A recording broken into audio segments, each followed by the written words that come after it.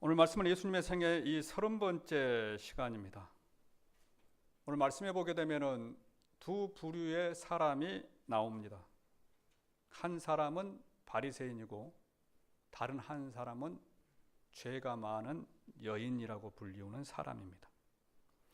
그런데 오늘 말씀해 보게 되면 예수님께서는 이 두 부류의 사람을 통하여서 이 두 부류의 사람을 모델로 해서 우리에게 은혜와 사랑에 대하여서 말씀을 해주고 있습니다. 하나님의 은혜와 거기에 보답하는 우리의 사랑에 대하여서 말씀을 하고 있습니다. 그래서 오늘 말씀의 제목을 은혜, 사랑, 감사라 이렇게 정해 보았습니다. 오늘 말씀을 통하여서 주님의 은혜를 깨닫는 저와 여러분이 되기를 원합니다. 그리고 주님을 사랑하는 마음에 더 한 걸음 다가갈 수 있는 동명의 성도들 되시기를 주님의 이름으로 축원합니다. 첫 번째로 우리가 살펴볼 것은 하나님의 은혜입니다. 하나님의 은혜. 오늘 말씀의 내용은 이러죠. 오늘 말씀해 보게 되면 어느 날 한 바리새인이 예수님을 자기 집 식사에 초대를 했습니다. 바리새인이라고 하는 것은 당시 이스라엘의 지도층 인사입니다. 당시 이스라엘에는 세 개의 중요한 파가 있다고 제가 말씀을 드렸죠. 하나는 바리새파, 하나는 사두개파, 그리고 하나는 에셈파입니다. 이 세 개의 파는 지금으로 말하게 되면, 우리나라로 말하게 되면 정당들이에요. 정당들. 더불어민주당, 한국당 이런 정당들입니다. 그래서 이 세 개의 파가 이스라엘의 상층부를 구조를 유지하고 있었습니다. 그런데 바리새파는 어떤 사람이냐? 이건 율법에 아주 강한 사람, 율법을 목숨처럼 여기는 사람들. 그래서 율법을 잘 지키는 사람들입니다. 지금으로 말하면 말씀을 정말 철두철미하게 지키는 사람들. 사두개파 사람들은 뭐냐? 이 사람들은 제사, 지금으로 말하면 예배에 대해서 최고로 여기는 사람들, 이런 사람들. 그리고 이제 에셈파는 지난주에도 말씀을 드렸습니다만, 이 로마에 대해서 되게 불만을 가지고 있는 사람들. 그래서 이 사람들은 산속에 들러가가지고 숨어서 응거하는 사람들. 이 사람들을 에셈파라고 합니다. 이 세 개의 파가 이 이스라엘의 어떤 지도부, 상층부를 구조를 유지하고 있었습니다. 그런데 당시 이 바리새인의 규약에 보게 되면은 당시 바리새인이 되기 위하여서는 바리새인 규칙을 지켜야 합니다. 어떤 규칙이냐? 일주일에 2번은 금식을 할까? 일주일에 2번. 월요일과 목요일에는 금식을 할까? 이것이 바리새인이 될 수 있는 그런 규약이었고요. 두 번째는 같은 바리새인이 아닌 제사장에게는 11조를 내지 말까? 이것은 여러분들에게 설명드리지는 않겠습니다. 두 번째고요. 세 번째는 바리새인이 아닌 사람과는 식사를 하지 말 것. 바리새파 사람들은 자기들끼리만 식사한다는 겁니다. 바리새인이 아닌 사람하고는 식사를 하지 말라 하는 거예요. 그런데 오늘 말씀에서 이 바리새인은 예수님을 초대를 했죠. 초대를 했습니다. 그런데 예수님은 바리새인이 아니죠. 그래서 초대를 할 이유가 없습니다. 예수님 바리새인이 아니기 때문에, 또 그들의 규약에 바리새인이 아닌 사람과는 식사를 하지 말라고 했기 때문에 바리새인이 아닌 예수님을 초대하는 것은 잘못된 거예요. 도저히 이해할 수 없는 겁니다. 그런데 이 사람은 예수님을 초대를 했어요. 왜 초대를 했을까? 왜? 우리가 식사에 초대하게 되면 가까운 사이라든지 또는 적어도 존경해야지만 우리가 가정에, 집에 식사를 초대하잖아요. 그런데 이 사람은 전혀 그렇지 않았다 하는 거예요. 바리새인은 예수님을 초대할 이유가 없고 존경하지 않음에도 불구하고 오늘 식사 초대했습니다. 왜 그랬느냐? 예수님을 시험하기 위하여서 초대했다는 거예요. 오늘 말씀해 보게 되면은 당시 유대인들이 사람을 초대하게 되면은요, 그 초대한 사람에게는 해야 될 일들이, 기본적으로 해야 될 일들이 있습니다. 그것은 사람이 들어오게 되면 발 씻을 물을 내어주는 것, 또 가까운 사람에게는 또 뺨을 부대에 섞여서 인사를 하는 것. 이게 이제 우리 그냥 악수하는 인사하는 것이거든요. 그리고 세 번째로는 조금 더 귀한 사람이 오게 되면은 요즘에 향수를 찍어서 향내가 진동하게 하는 그러한 일들을 집에 초대한 사람에게는 대부분이 다 하는 거예요. 다 해줘요. 그런데 이 사람은 예수님이 집에 왔을 때 어떻겠다고요?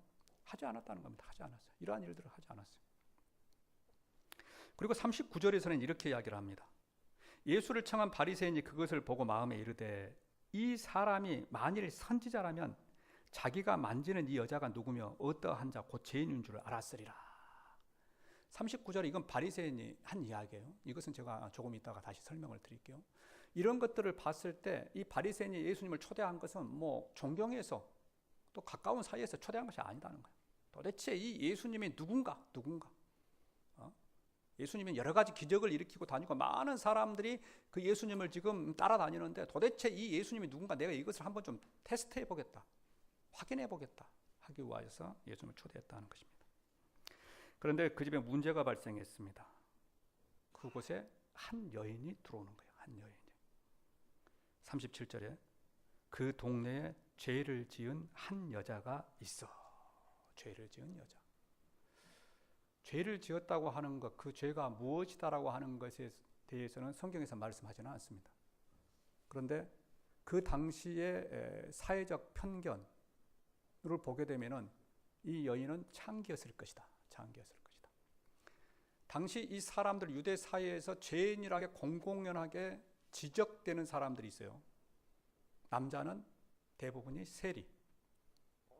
세리는 세금 거두는 사람. 그래서 이 사람들은 죄인이다. 사회에 악영향을 끼치기 때문에 이 사람들은 죄인이다. 여자라고 하면은 창기. 이 두 부류의 사람은 공공연하게 당시 유대 사회에서 죄인으로 취급이 되었습니다. 그래서 여기에서 이 죄를 지은 한 여자라고 하는 것은 아마 창기였을 것이다. 그렇게 학자들이 해석을 합니다. 그런데 이 죄인은 자기가 죄인입니다. 이렇게 외치고 다녀야만 합니다. 같은 유대인들이 자기 근처에 2m 이내에 들어오도록 이 사람이 허락하고 있으면요, 이 사람은 맞아 죽도록 되어 있어요. 유대인이 2m 가까이 오기 전에 나는 죄인입니다. 이렇게 외쳐야만 합니다. 왜? 이 죄인과 손을 잡든다든지 옷깃이 스쳐가지고 만나게 되면은 이 스친 사람도 죄인이라고 그렇게 규정을 하는 거예요. 이건 당시 문화입니다. 그건 당시 좋지 못한 거예요. 그렇기 때문에 그런 일들이 당하지 않기 위해서 이 여인은 나는 죄인입니다라고 상대방이 2m 안에 들어오려고 하면 그 말을 했어야만 합니다. 그런데 오늘 말씀에서는 어떻습니까? 집으로 들어가는 거예요. 예수님을 초대한 집으로.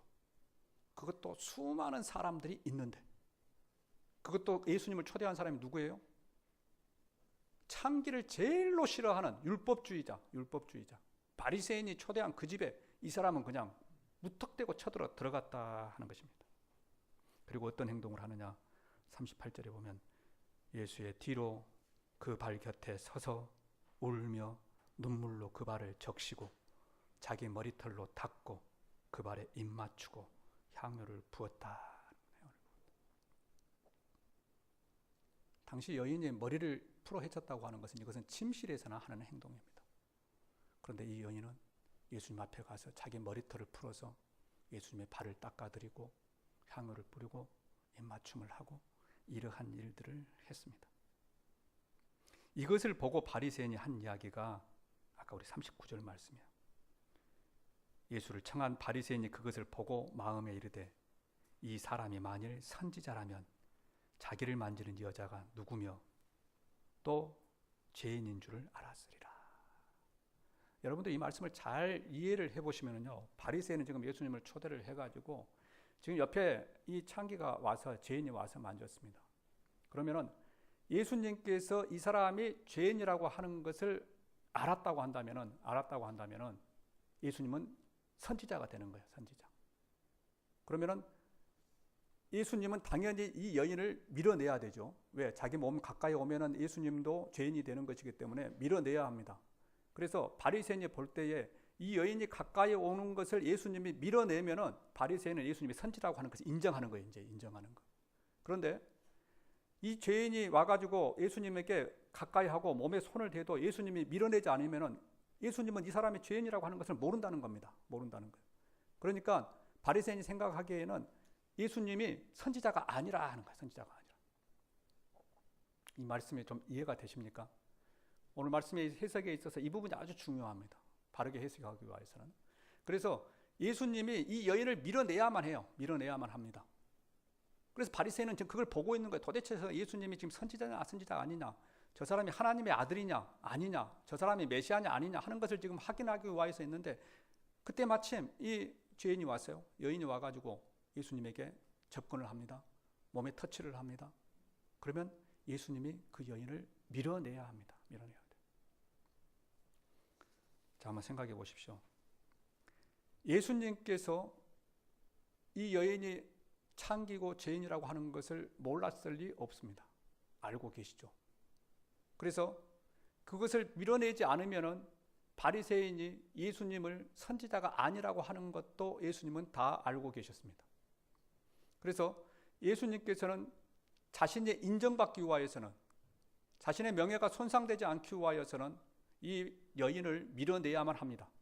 밀어내야지만이 바리새인이 예수님이 메시아라고 하는 것, 하나님의 아들이라고 하는 것을 인정을 하기 시작한다 하는 것입니다. 그런데 오늘 말씀에서 예수님은 그렇게 하지 않으십니다. 그렇게 하지 않으십니다. 자신의 명예를 생각했다고 한다면, 자신의 정체성을 생각했다고 한다면, 앞으로 당신이 해야 될 일들을 생각했다고 한다면 당연히 이 여인을 밀어내야만 합니다. 나는 너와 함께 할 수 없다. 나가라. 죄인아 물러가라. 그런데 예수님께서는 그렇게 하지 않으셨습니다. 그를 안고 품으십니다. 이것은 자신의 명예보다, 자신의 정체성보다 이 한 영혼의 구원이 더 중요했기 때문이다 하는 것입니다. 예수님께서 이 여인을 문전박대했다고 한다면, 이 여인을 쫓아냈다고 한다면 이 여인을 구원하는 데는 실패했을 것입니다. 그런데 예수님은 바리새인에 대한 자신의 평가보다, 자신의 명예보다 이 한 영혼을 구원하는 것이 더 좋은 일이었기 때문에, 더 기쁜 일이었기 때문에 이 여인과 함께 했다 하는 것입니다. 이것이 바로 우리 주님의 은혜입니다. 우리 주님은 자신을 위해 사신 것이 아니고 타인을 위해, 다른 사람을 위해, 저와 여러분을 위해 사셨다 하는 것입니다. 자신의 명예를 위하여 한다면 이 여인을 물리쳐야만 했죠. 그러나 예수님은 그렇게 하지 않으셨다 하는 거예요. 이것은 내 명예보다 이 여인의 영혼이 더 귀하다 하는 것입니다. 우리의 구원도 그렇습니다. 예수님께서 자신의 명예를 생각했다고 한다면 이 세상에 오실 필요가 없죠. 자신의 명예를 생각했다고 한다면 예수님께서 이 땅에 오셔서 사람이 되실 필요가 없었고, 이 땅에 오셔서 모진 고통, 핍박을 당하시면서 십자가에 죽을 필요가 없었습니다. 그런데 그 예수님께서는 저와 여러분을 위하여서 자신의 명예를 버리시고 이 땅에 오셨다 하는 것입니다. 당시 십자가에 죽는다고 하는 것은 불명예 중에 불명예입니다. 십자가에 죽은 것은요, 반역한 사람들이 죽도록 되어 있어요. 그렇기 때문에 이것은 가문의 먹칠을 하는 겁니다. 옛날 우리 시대로 하게 되면 삼족이 멸을 당하는 일이에요. 그러한 일들을 예수님께서는 당하십니다. 그런데 그렇게 하신 이유가 뭐냐? 그것은 예수님 자신보다 저와 여러분의 구원을 위하여 그렇게 하신 줄로 믿습니다. 이것이 하나님의 은혜다 하는 것입니다. 하나님의 은혜다. 하나님께서는 우리에게 은혜를 베푸셔서 예수 그리스도를 보내시고 저와 여러분을 구원하신 줄로 믿습니다. 그리고 그 하나님께서는 지금도 저와 여러분을 사랑하십니다. 그래서 지난 한 해 동안 저와 여러분에게 은혜를 베풀어 주신 줄로 믿습니다. 물론 사람에 따라서 때로는 힘들고 어려운 일들도 있었지만은 그럼에도 불구하고 우리가 하나님과 함께 동행할 수 있었던 것도 하나님의 은혜요. 건강하게 1년 동안 마무리할 수 있는 것도 하나님의 은혜인 것을 기억하는 저와 여러분들이 되기를 원합니다. 그리고 그 하나님의 은혜에 감사하는 우리 동명의 성도들 되시기를 주님의 이름으로 축원합니다. 두 번째는 사랑에 대하여서 우리가 살펴보겠습니다. 사랑. 예수님께서는 이 말씀을 하시고 이것을 가지고, 이 하나님의 은혜를 가지고 바리새인에게 비유로 설명을 하십니다. 어떤 비유를 가지고 말씀하시느냐? 41절과 42절에 보게 되면은 50데나리온과 500데나리온의 비유입니다. 우리 함께 읽어보겠습니다. 이르시되 빚주는 사람에게 빚진 자가 둘이 있어 하나는 500데나리온을 졌고 하나는 50데나리온을 졌는데 갚을 것이 없으므로 둘 다 탕감하여 주었으니 둘 중에 누가 그를 더 사랑하겠느냐. 자, 이게 무슨 말이냐? 비유를 들어서 말씀하시는 거예요. 어떤 사람에게 종이 2명이 있었어요. 2명이 있었는데 주인에게 빚을 졌습니다. 한 사람은 50데나리온을 빚지고 다른 한 사람은 500데나리온을 빚졌어요. 그런데 이 두 사람이 빚을 갚을 능력이 없습니다. 그러니까 주인이 두 사람을 불러가지고 내가 오늘부로 너희들 모든 빚을 탕감해 주겠다. 그리고 그 차용 증서를 다 찢어서 버렸습니다. 이것이 오늘 말씀의 내용입니다. 자, 그렇다면은 50데나리온 받은 사람, 탕감 받은 사람, 500데나리온 탕감 받은 사람 두 사람이 있는데 이 두 사람이 누굴까요? 예를 들어주면은요, 바리새인과 죄인. 50이 누굴 것 같습니까? 그냥 찍으면 돼요. 50. 50이 누굴 것 같아요? 500은 누구? 네. 50은 바리새인입니다. 50은 바리새인. 500데나리온 탕감 받은 사람은 이 죄 많은 여인. 자, 그런데 실제로 이 사람들이 50과 500을 탕감 받았다고 하는 것이 아닙니다. 실제로 50과 500을 탕감 받은 것이 아니고 바리새인이 생각하기에 나는 의인이기 때문에, 나는 죄가 별로 없고 나는 말씀을 잘 지키기 때문에 나는 50 정도 탕감 받았다 하는 거예요. 50 정도. 반면에 저 사람은 창기고 죄인이고 죄투성이니까 저 사람은 한 500 정도 탕감 받은 사람이고 나는 50 정도 탕감 받은 사람이다 라고 생각하고 있다는 것입니다. 그래서 나는 의인이고 저 사람은 죄인이다, 이렇게 이해를 하고 있었다 하는 거예요. 그래서 이 비유의 초점은 이것입니다. 우리 모두가 똑같이 탕감 받았다 하는 거예요. 똑같이 탕감 받았다. 우리가 모두가 똑같이 예수님의 십자가로 인하여서 구원받았다 하는 것입니다. 그런데 어떤 사람은 50 받은 탕감 받은 사람처럼, 바리새인처럼 그렇게 행동하고, 다른 어떤 사람은 500달란트 탕감 받은 사람, 이 여인처럼 행동을 한다 하는 것입니다. 그래서 500처럼 받은 사람처럼 그렇게 행동하라 하는 거예요. 한번 생각해 보십시오. 저와 여러분은 모두가 죄인이었습니다. 아담의 죄로 인하여서 저와 여러분은 죄인이었죠. 그런데 예수님께서 오셔서 십자가에 죽으셨습니다. 십자가의 죽으심으로 인하여서 저와 여러분 모두가 탕감을 받았습니다. 그래서 탕감을 받을 때 더 탕감 받은 사람도 없고 덜 탕감 받은 사람도 없습니다. 그러죠? 예수님 십자가의 죽음으로 내가 구원받았는데 내가 덜 탕감받고 당신은 더 탕감받았다 라고 생각할 사람이 여기 없을 겁니다. 지금 이렇게 생각하는 순간 여러분은 바리새인이 되는 겁니다. 네, 그러죠?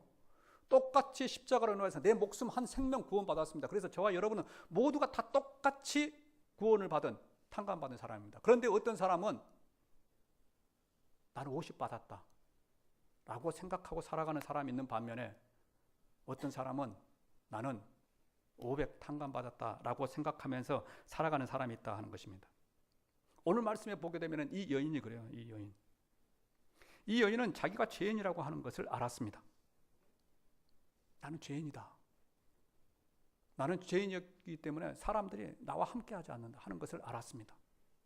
그런데 가만히 보니까 어느 날 예수님께서 하신 일에 대한 소문이 들려옵니다. 예수님께서 세리를 구원해줬다 하는 거예요. 구원해줬다. 세리를 예수님의 제자로 삼았다는 소식이 들립니다. 마태. 앞에서 제가 말씀드렸지만 공공연한 죄인이 2명 있다 그랬죠. 세리와 창기입니다. 나는 창기라는 거예요. 창기.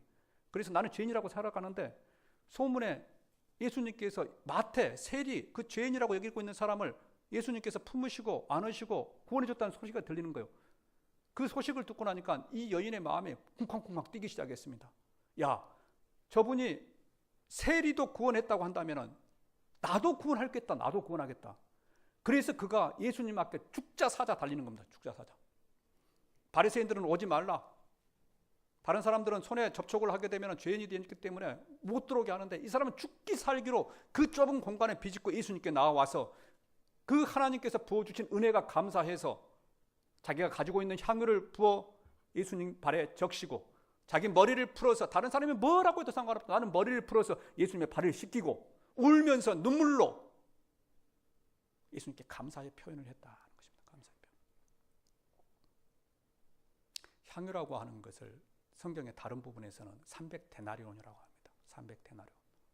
300데나리온은 요즘에 우리나라 돈으로 환산하게 되면 3천만 원 정도 됩니다. 그리고 당시 여인이 이 향유를 모아두는 이유는 이것은 저축성 예금입니다. 자기가 결혼하기 위해서 준비했다가 조금씩 담아서 준비를 했다가 결혼을 할 때 이것을 팔아가지고 자기가 결혼 자금을 씁니다. 그런데 이 여인은 그것이 필요 없다는 거예요. 하나님께서 부어주신 사랑이, 자기를 품으신 그 사랑이 그렇게도 크니까 예수님 앞에 나와서 그 모든 것을 부으면서 그 사랑을 보내고 있다는 것입니다.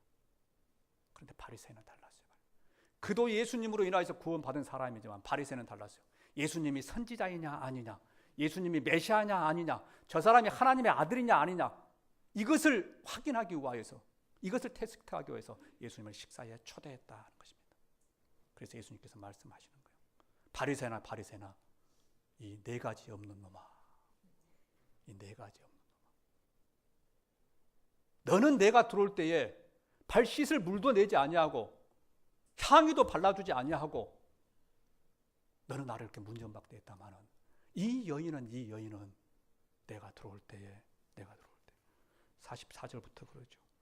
눈물로 내 발을 적시고 그 머리털을 닦아 내가 들어올 때부터 내 발에 입맞추기를 그치지 아니하고 46절에 그는 내 향유를 내 발에 부었느니라.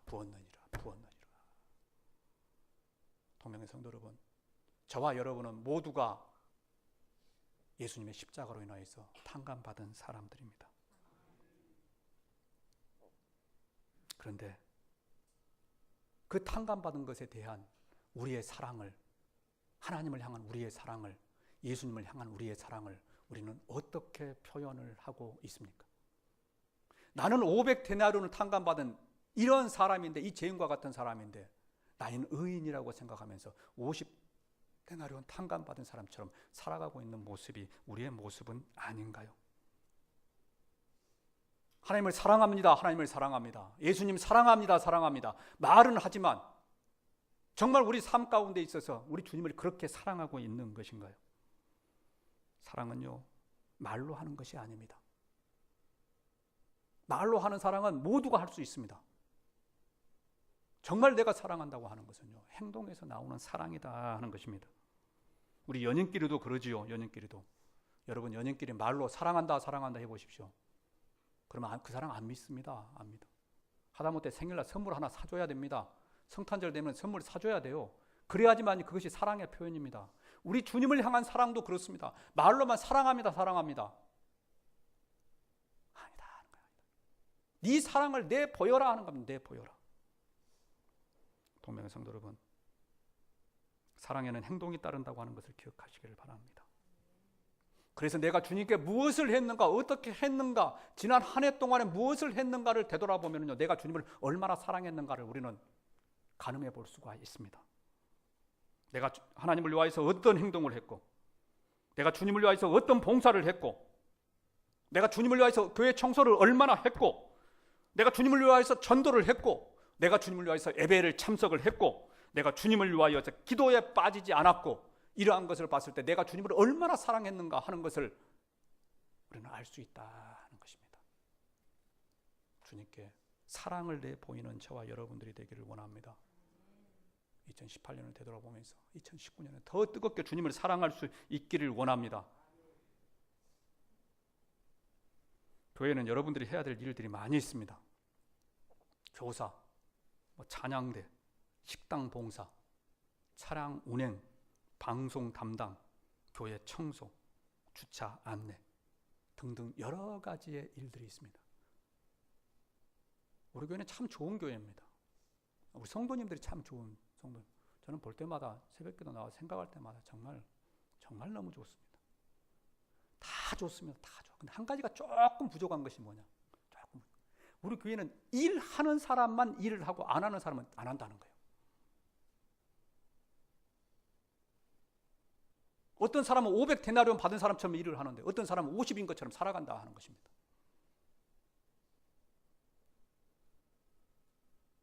우리 주님께서 우리 교회에 이렇게 일할 수 있는 공간을, 일들을 만들어 주신 것은 그것을 통하여서 네가 얼마나 하나님을 사랑하는 것인지 너가 보여라 하는 겁니다. 보여라.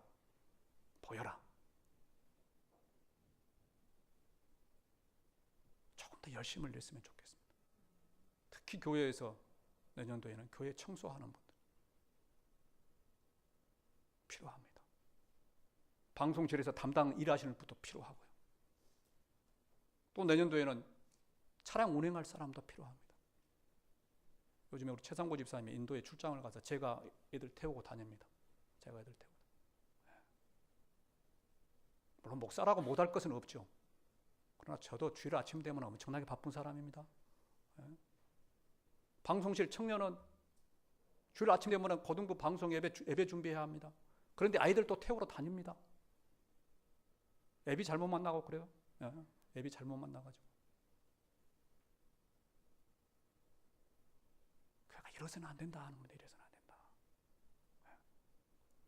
이렇게 많은 성도들이 할 수 있는 부분에 있어서 주님께 받은 은혜, 사랑을 내보일 수 있었으면 좋겠습니다. 2019년이 시작되는데 나는 어떤 사람인가? 구원받은 은혜가 큼에도 불구하고 바리새인처럼 그렇게 그냥 나만 유하해서 살아가고 있지는 않는가? 그렇지 않으면 이 여인처럼 주님을 위하여서 헌신하면서 살아가는가? 라고 하는 믿음의 고백들이 있기를 주님의 이름으로 축원드립니다. 기도하겠습니다.